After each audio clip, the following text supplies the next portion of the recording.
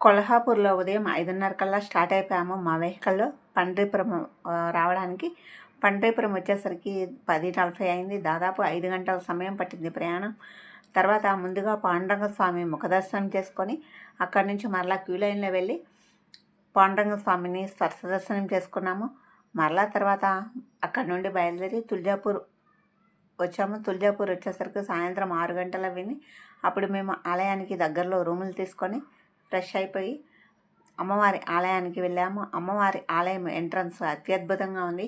అమ్మవారి ఆలయంలో అమ్మవారిని దర్శనం చేసుకున్న తర్వాత ఆలయం బయటకు వచ్చాము. ఆలయం బయట ఎక్కువ శాతం గాజులు అమ్ముతూ ఉన్నారు.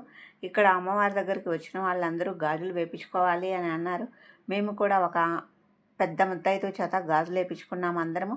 ఆ గాజులు మనలాగా చిక్కుళ్ళు ప్లెయిన్ కాకుండా అవి పెయింట్లు వేస్తున్నాయి. మీకు తర్వాత అందరం కలిసి రూములకు వచ్చాము.